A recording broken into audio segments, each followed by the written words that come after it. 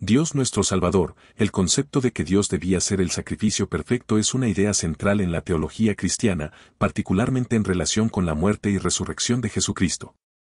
Esta creencia se fundamenta en varios aspectos: combinan la justicia, la santidad y el amor de Dios. Dios es justo y santo, lo que significa que no puede ignorar el pecado.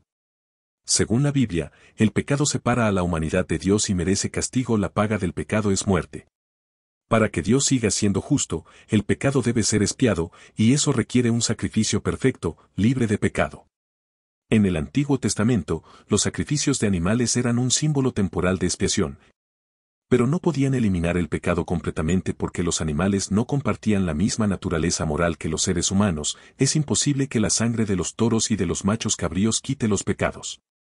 Para satisfacer plenamente la justicia divina, el sacrificio debía ser perfecto, es decir, sin pecado, algo que ningún ser humano podía ofrecer, ya que todos han pecado.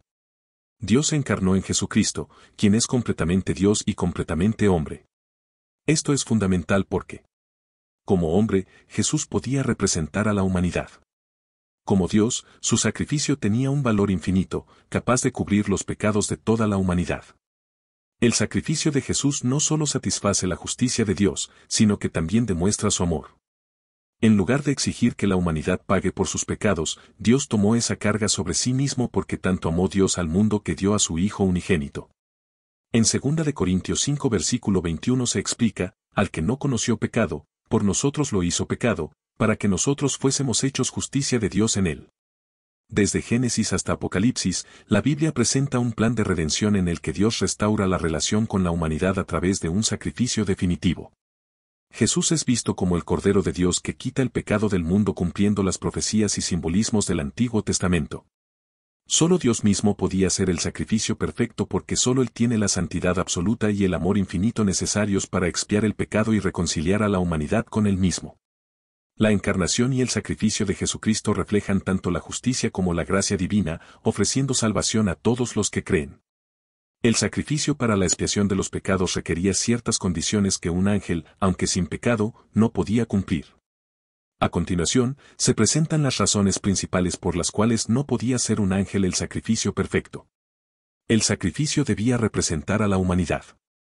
Para expiar los pecados de los seres humanos, el sacrificio debía ser un representante de la humanidad.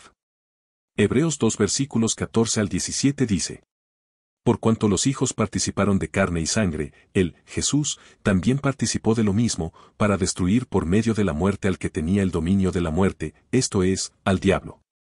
Por eso debía ser en todo semejante a sus hermanos, para venir a ser un sumo sacerdote fiel y misericordioso en lo que a Dios se refiere, para expiar los pecados del pueblo. El valor del sacrificio. Aunque los ángeles son poderosos y santos, no tienen el valor infinito necesario para redimir a toda la humanidad.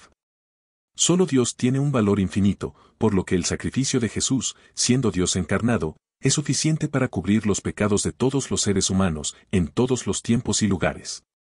En Cristo habitó toda la plenitud de Dios y que, por medio de Él, Dios reconcilió todas las cosas. Dios mismo se hizo hombre en la persona de Jesucristo para cumplir con los requisitos de la justicia divina.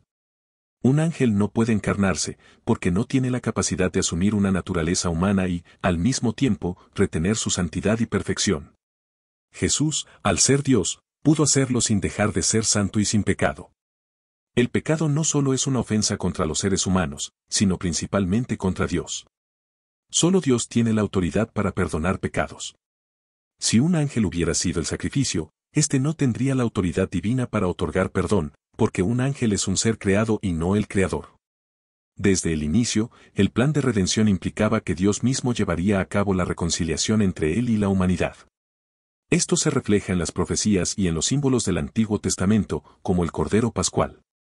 Un ángel, aunque sin pecado, no podía ser el sacrificio perfecto porque no compartía la naturaleza humana.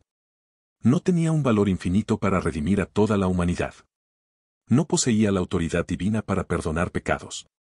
No era parte del plan redentor establecido por Dios desde la eternidad.